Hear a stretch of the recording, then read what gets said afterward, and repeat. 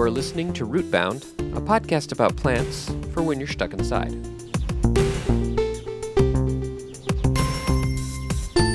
This episode of Rootbound is brought to you by germination, that magical moment when a seed comes to life and begins its journey as a plant. Germination, the start of something big.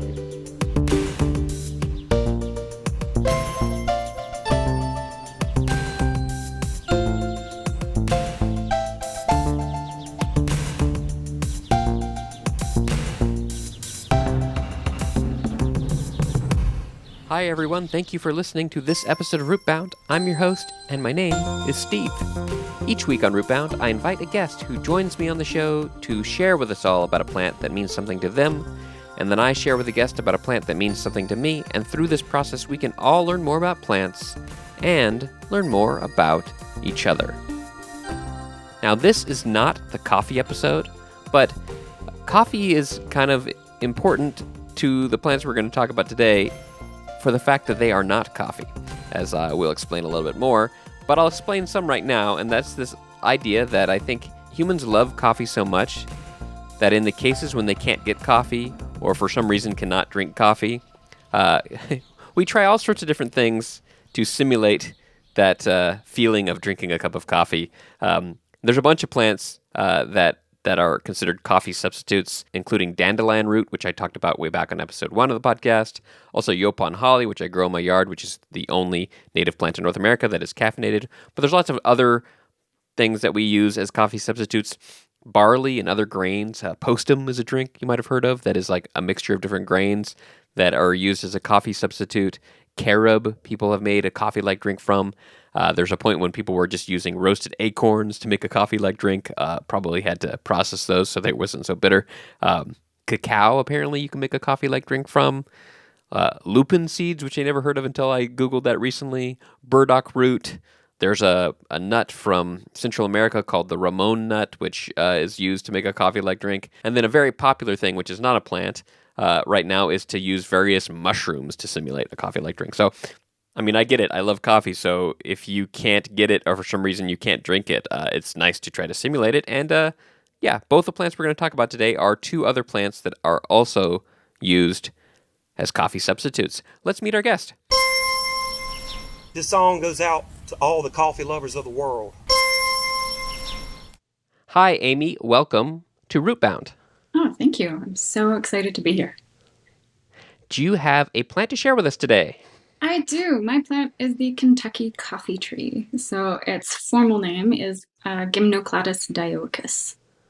Ooh, that's a good name. I think we have those around here. I think I've seen those, but I don't know anything about them, so I'm very excited to hear about them with you. I think I have a hint about one of their uses from the name, but I'm not 100% sure about that. But yes, let's get into it. Why did you choose this tree? Why is this tree meaningful to you? So I chose this tree because I've only gotten to know it fairly recently, and it's helped me acclimate to a new city. So I grew up on the East Coast in North Carolina. I didn't think it was around. I don't remember seeing it ever. Who's to say? And I spent a fair time on the California coast as well, and both of those are, not really in its central range. And then about a year and a half ago, I moved to Denver, and I'd never really lived somewhere with a real winter before, and some people will quibble about whether Denver really has real winters or not, but Minnesotans can stay where they are north. So I moved here. It was cold. I was trying to love the place and finding it somewhat difficult. And I had fairly recently gotten into foraging, and you sort of hear that there's an on-season and an off-season for foraging. And so the summer is when I think spring through fall things are happening, and then winter is the off-season. And so it was sort of like winter is just a thing to be endured until you get to green in the spring again. And then I discovered Kentucky coffee tree, which is harvestable in the winter and all winter long. The season is really long. Once they're ripe, they hang on the branches and they fall on the ground, and they're like shelf stable because it's so dry here that nothing rots. It just mummifies. It's great. And built-in built-in dryer. Yeah. Yeah. Just live in a dehydrator here. It's lovely. Yeah. It's pretty useful for some things, actually. And so I suddenly had this new plant friend that I could spot from a distance because it's a really identifiable tree. The pods on it, I've got a couple here. They're, like they're pretty Oh wow, big. yeah. They're like 3 to 5 inches long. They're big legumes, really, because it is in the And like legume over a family. inch wide too. That's very big. Yeah, Audience, I'm yeah. looking at it right now. It's a big thing. It's kind of flat, but it's Hmm. broad. And so when they're in the trees, and the trees have no leaves on them, which they do about half the year, they're just no leaves. Hmm. The pods really stand out because they hang all in the Hmm. trees, and it looks like a tree full of crows from a distance. Um, Oh, interesting. so once you have your eye and you can spot them from like 100 yards, and you're like, haha, a friend. And then you go over and there's all of these pods on the ground, and you can pick them up and go home with like a shopping bag full of them. Wow. And so suddenly the city was like just full of this real abundance. And I found out I like the nuts by themselves. I like them as a drink. I like them in food, and so it, it's sort of this like not just a winter abundance, but like a real untapped food source in the city that I can get Hmm. really excited about. Um, yeah, so I feel like I'm just starting to learn what the possibilities are with it, and there's a lot more to go. Yeah, I think that's really interesting. I'm a little bit of a forager myself, and the one thing that's always really like stood out to me is like, is this idea of abundance? And I feel like the supermarket is based off of scarcity, and things that are abundant just don't have a price, right? Right, and so we ignore the things that are abundant in the economy that's based off of buying things because you can't sell something that's free. But then that means we ignore these things that are really abundant. I think this is a really good example of that. Yeah, yeah, absolutely. The globalized marketplace kind of has shifted our sense of value and skewed things in some funny ways. Um, And well, I will say in foraging, like sometimes there are foods that are abundant, but our whole evolved niche as humans is that we do what's called extractive foraging, which means the majority of our foods you can't just like pick it up and start munching on it like most other primates and most other animals. So the thing about Kentucky coffee seeds is, they come in these great pods, but do a little demonstration. I don't know if the audio will Uh-huh. catch it. But you literally, I take a butter knife and I have to shuck the pod like I'm shucking an oyster to open up and get the Oh. seeds out. Um, and then once you get these seeds, I have a friend, Maria Westerly, over at Four Seasons Foraging, calls them forbidden M&Ms because they look just Oh wow, like they peanut do look like M&Ms, a little M&M. like brown peanut M&Ms. So once you get the seeds out, you still can't eat them and you can't crack them. You have to then roast them, and then you have to crack the outer layer off of the seed, and you end up with these roasted little kernels. And Oh then if you want to wow. make coffee out of them, then you have to grind them and boil them. So it's a whole process. So it's abundant, but it's time intensive potentially. Sure. And right. And how much is your time worth? If it's not just a hobby, right? That's interesting. Right? Yeah. So you do have to roast them. I think I read something briefly, somewhere there is like a toxic element if they're not properly prepared. Is that the case? Yeah, it seems to be the case. Unfortunately, I think they're vastly understudied, especially as a foodstuff. So there was a study Mm. done in 2009 in Indiana University where they looked for the toxic alkaloid that they thought was in the pods, which I'm going to mispronounce it, but I think it said cystine. Um, and so they took the pods and the beans and tested for cystine content, and they didn't find any. But they Hmm. found a new alkaloid that hadn't been named before, so they named it after the plant. So it's called dioicine, after the species name, Dioicus.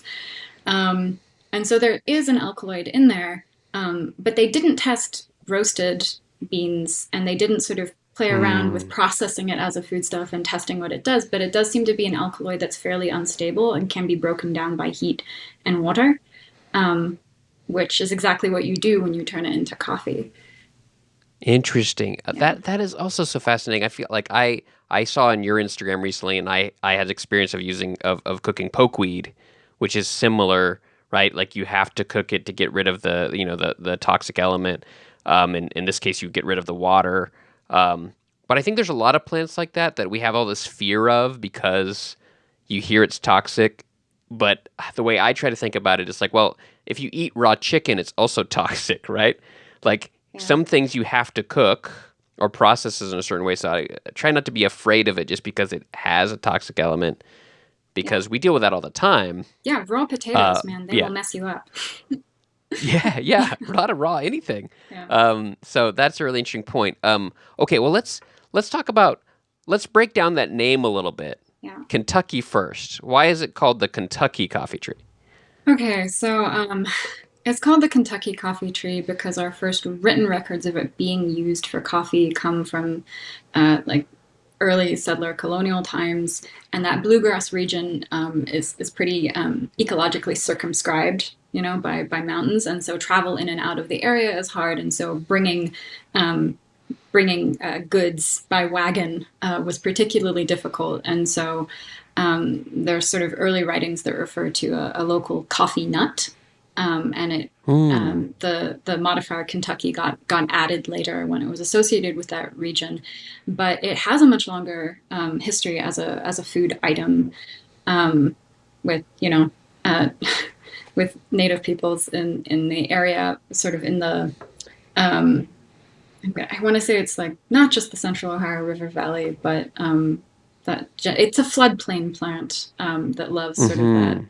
that Indiana, Ohio, Kansas type area.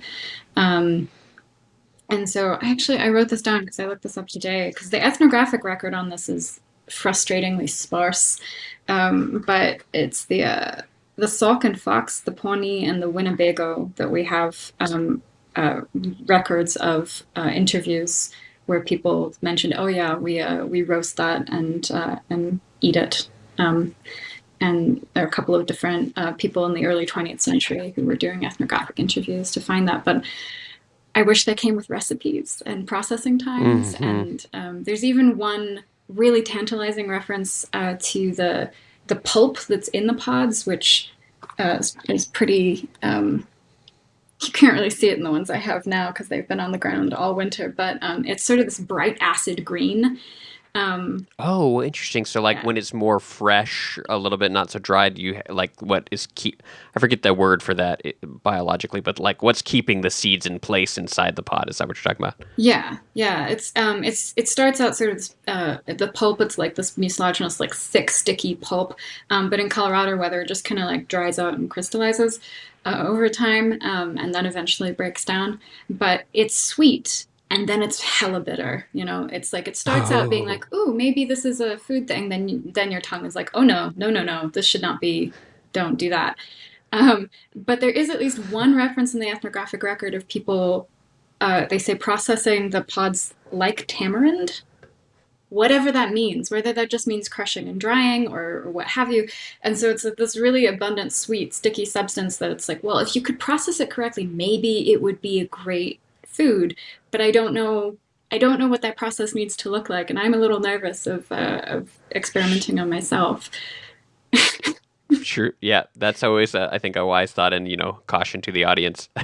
Yeah, you should always consult an expert before you experiment with food for safety reasons. But it is always that is. I mean, that happens so much. You find these little references in old texts that reference something, and you're like, okay, but tell me more.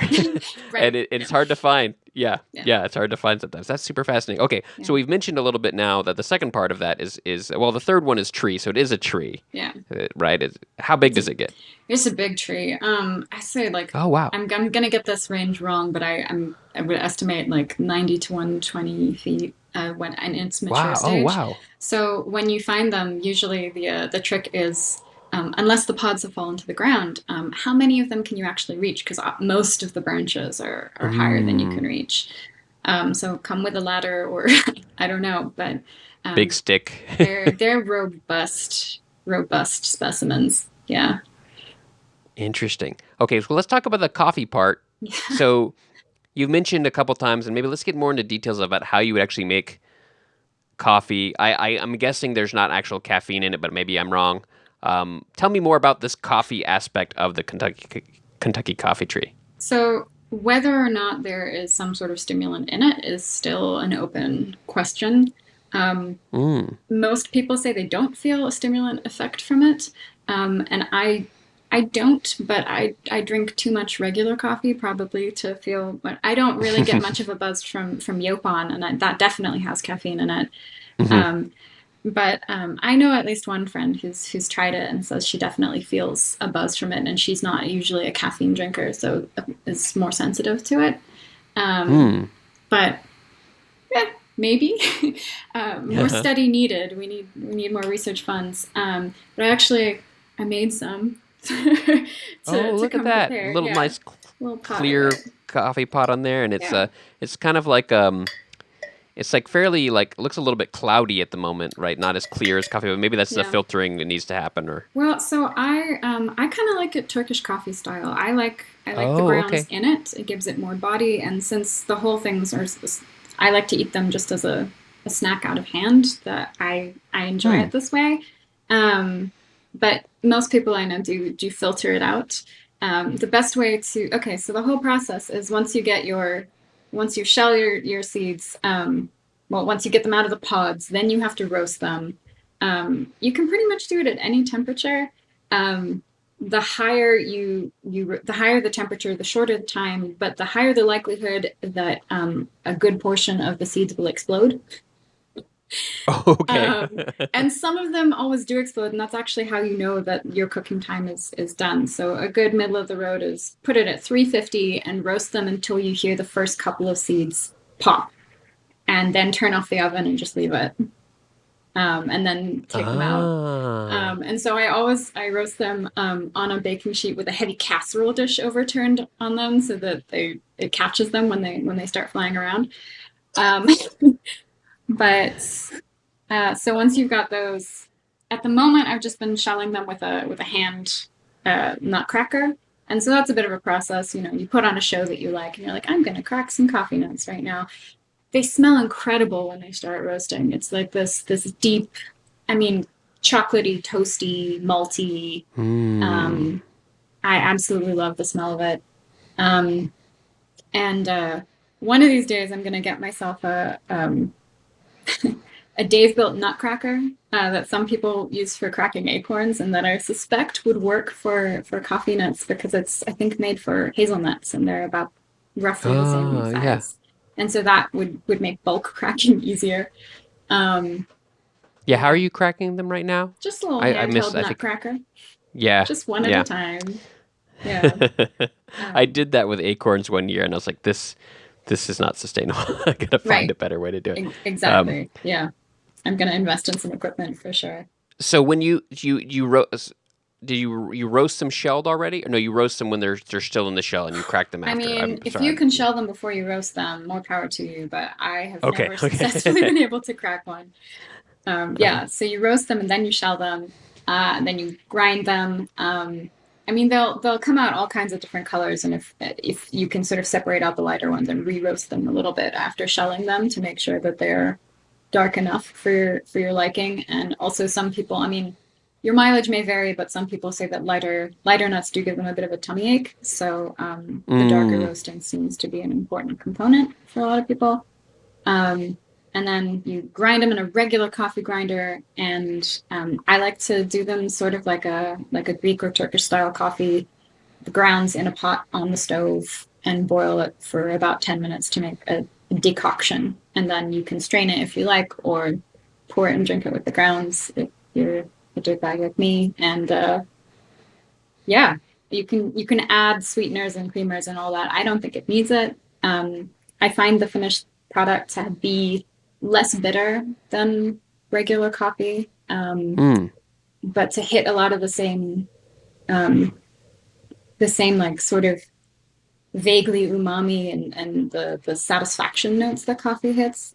Like a lot of things that people say are sort of coffee substitutes end up being, I think they miss the body. They don't have, they seem, they're tea, they're not coffee, they're Hmm. tea. Hmm.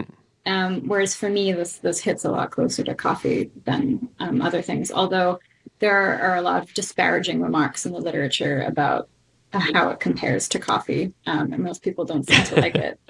Um, but Interesting, interesting.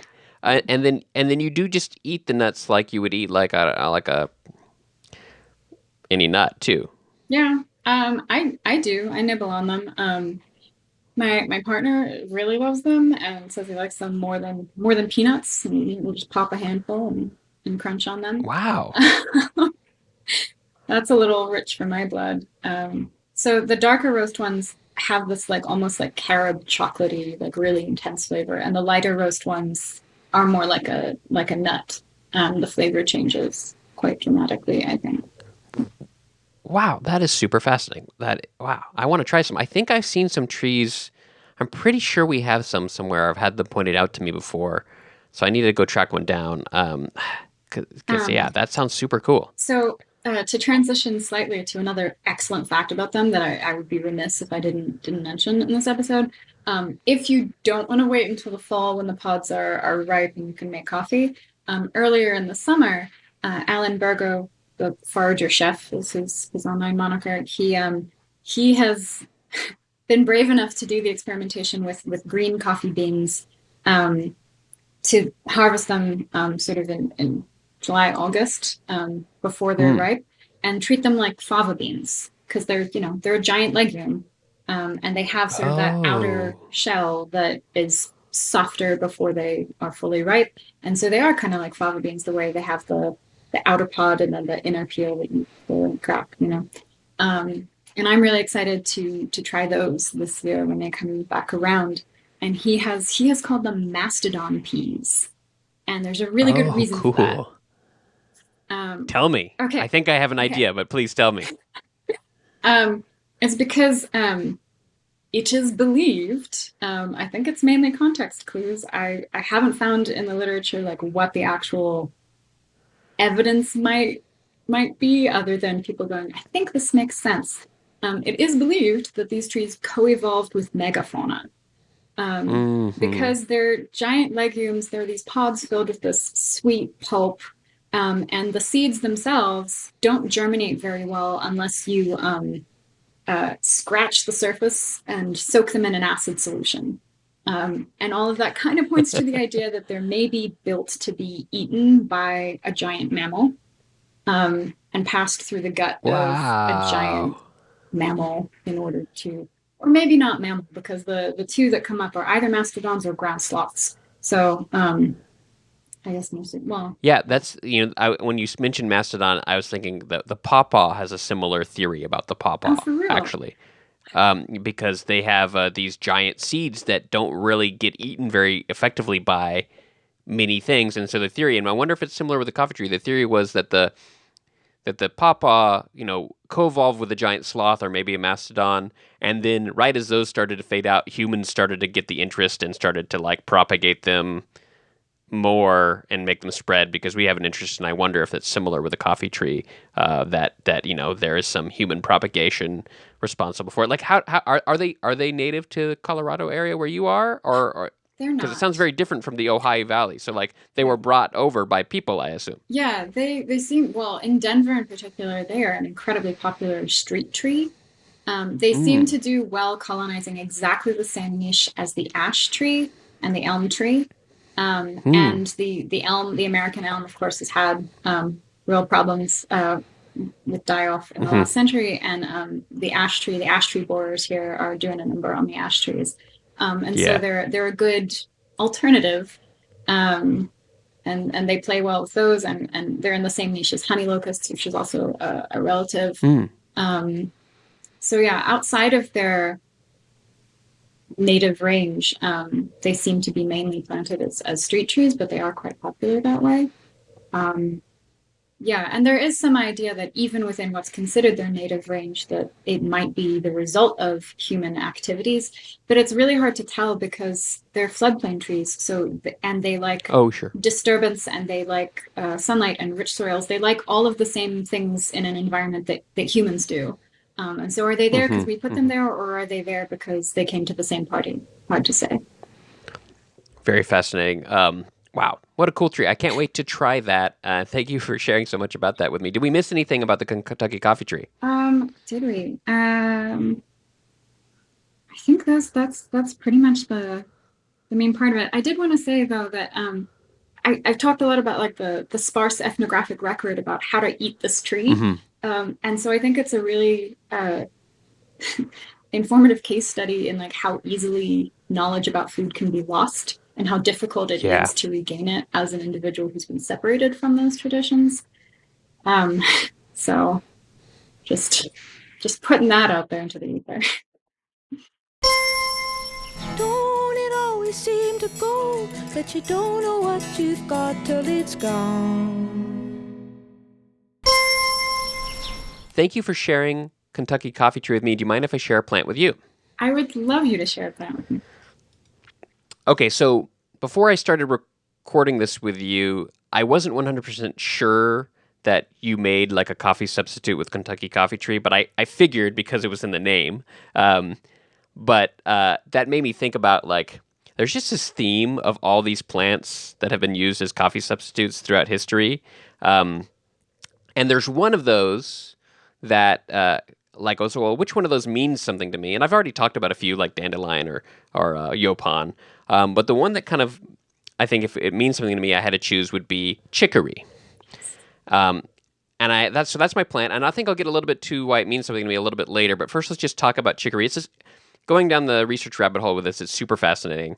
I don't know how much you know about chicory, but yes, I was kind of stunned by certain things that I learned about it.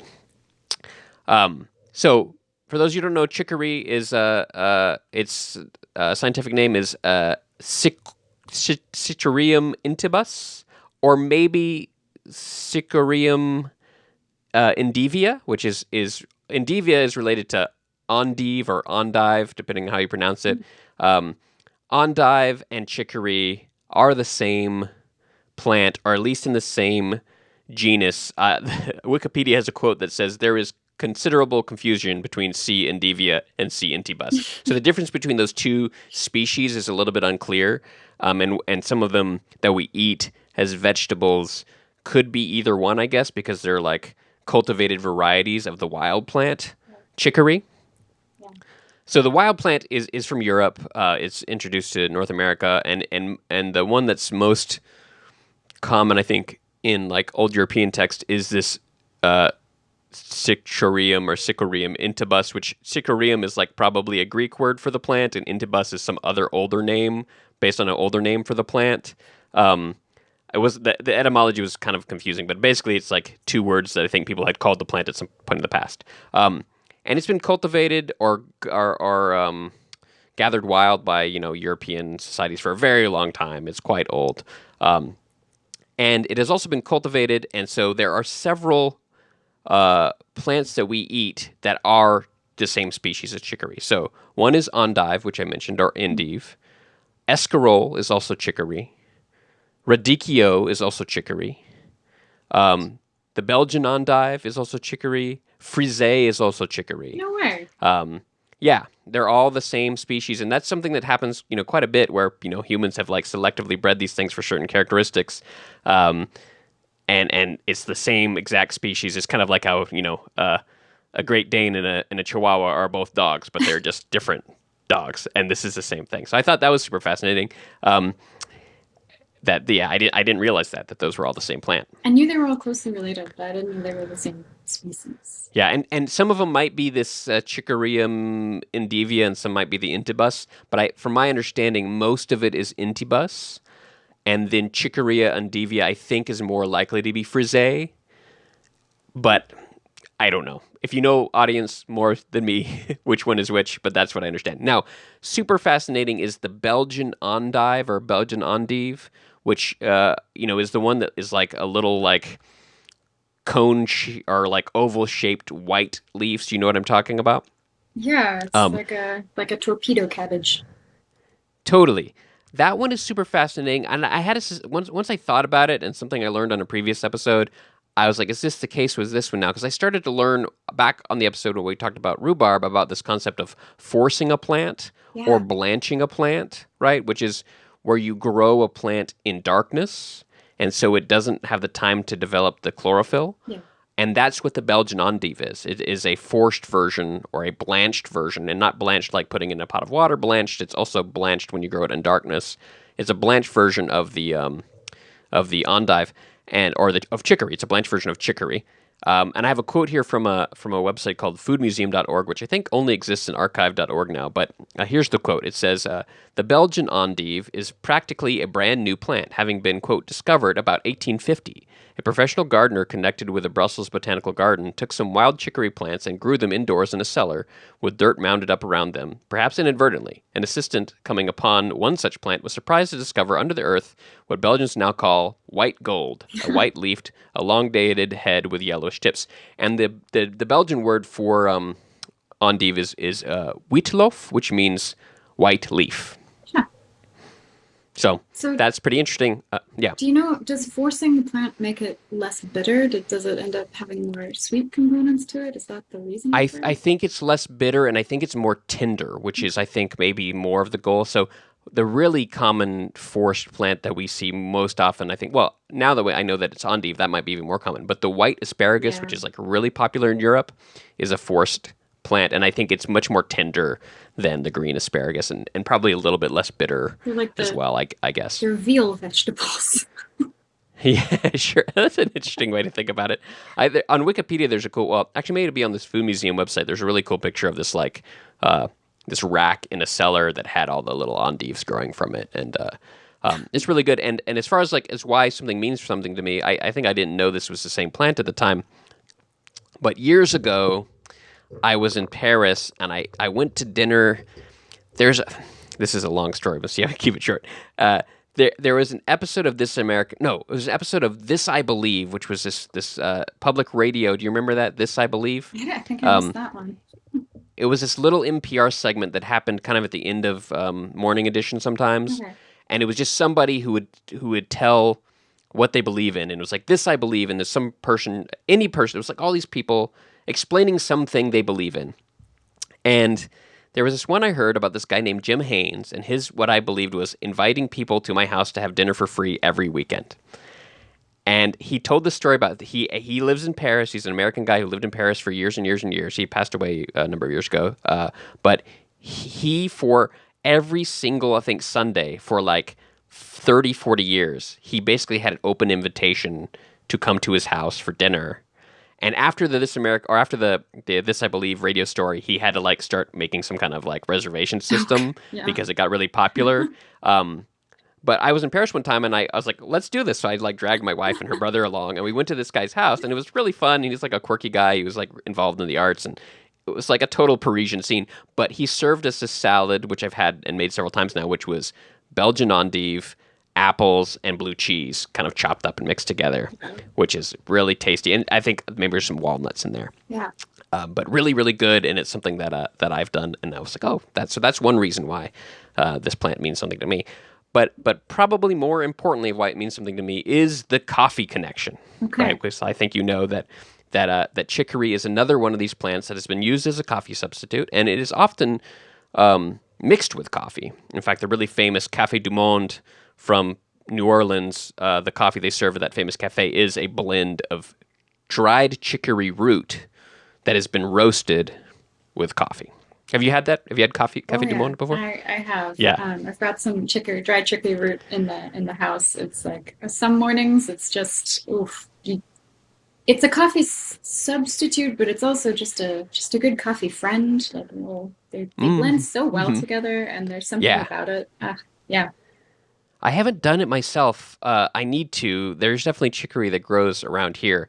But as far as meaningful to me is on my dad's mom's side of the family, they have a Cajun background. So they're from Southeast Texas and in Louisiana, and chicory coffee is kind of an invention of the Cajuns. Okay.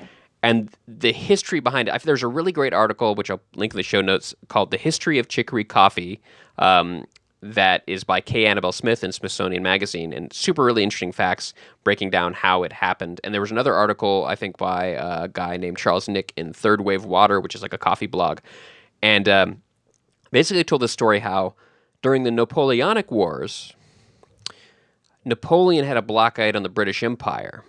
And because of that, the French people couldn't get coffee. And so they started using chicory, which is from that area, grows natively, to either substitute their coffee or stretch out the coffee supplies that they had by mixing it. Then the Acadians, who are these, French people who ended up in Canada that ended up getting, moved down to Louisiana, were in the New Orleans region. And New Orleans port was the second largest importer of coffee in the New World besides New York. But when the Civil War started, there was another blockade. And so they couldn't, get coffee anymore. And so the same thing happened again, not that long later, like 40, 50 years after this Napoleonic thing. And so the theory is it's the same people who discovered this method of like getting their coffee fix during the Napoleonic blockade were now doing the same thing during this Civil War blockade. And that's how the coffee culture around chicory coffee grew up around New Orleans. And there was a quote from this article by K. Annabelle Smith that is quoting from the vice president of Café du Monde that says, when you look at the coffee aisle, you'll find the chicory brands are limited to about 3, and they all originate here in New Orleans. So that culture of like buying chicory coffee is totally a New Orleans thing, and it links back to my history. And like I remember like as a kid, I asked my dad just in a text message now. I think he didn't respond yet, but if I hear back from him. But we used to drink it as a kid. There's a brand called French Market. Have you ever seen that one? It's in a red can. Yeah. One of the 3 brands, and that used to be kind of around, and we used to have those red cans around, and I don't know if my family drank it, but it was kind of a thing, and I think it was connected to those Cajun roots that we drank chicory coffee, and it has a really good flavor. I haven't drank it for years. I got to buy a can now. I was just thinking about it. I don't know why I haven't drank it. I've turned into a little bit of a coffee snob, and so maybe I was like, I don't want the kind of like, adulterated, so to speak, coffee, but I need to go back to it because it is good, and it's a totally different flavor. It has like a different kind of hue to it. Yeah. It's its own thing. I think the first time I got chicory and thought, I'll make chicory coffee myself, I thought that I needed to use the same amount of chicory as I would for coffee beans. And it turns out that dried chicory root is potent stuff. And if you treat it like it's coffee grounds, you make something that's like syrupy and thick and kind of undrinkable. Wow. Little goes a long way, but it's there's nothing quite like it. I don't even, it's not a coffee substitute, it's its own thing, and it's amazing. I love it. Yeah, totally on board. That I'm so happy that you have some personal experience with it. So maybe because I haven't tried it myself. I keep meaning to, but every time I walk past chicory, it's kind of like on the side of a road, and like I don't know if I want to like dig the chicory up like so close to like a road or whatever. Yeah. So tell me about how have you made it? Like, what's your process of making chicory coffee? I'm so glad that you have some experience with that. I'm gonna disappoint you here. I have managed to occasionally find chicory in bulk bin sections and just purchase the pre-prepared root. So I would love to make my own, but you're right. It does always pop up like next to agricultural fields or right by the road or in places where you're like, no, I want to, but I shouldn't. I know better than that for contamination reasons. So one day, but when it happens, I will let you know. I'll report back. Okay, cool. Well, if I do it first, I'll let you know. Yeah, please. That's super. And so you roast it in the oven, like maybe like I've roasted dandelion roots, which they're very related. They're in the same Asteraceae family. Yeah. Is that a similar process? I've processed dandelion roots, and I imagine it would be exactly the same. From everything I've read, it seems like it's plug and chug, chicory, dandelion, same process. Yeah. Yeah. Just maybe to make sure we don't miss if people haven't seen chicory flowers before. They are really cool. They're also sometimes called blue dandelion because they're these little blue flowers. And they don't look quite like a dandelion. They're a little bit different, but they're really pretty blue little flowers. But they have like they have another common name though, I think, where they're sometimes called ragged sailors. Oh, I don't know that one, but that sounds fun. Yeah. I could see that though, I guess. They're little blue things with like they've got little like teeth on the edge of their leaves or the petals. Yeah. That's a fun name. So this is one little last fun fact. When I was looking into the chicory coffee, I was very interested about where the chicory comes from that goes into these chicory blend coffees. And apparently there's very little chicory that's grown for coffee in the United States now. I think there's one operation in Nebraska doing it. and they started doing it because it's a good rotation crop for sugar beet.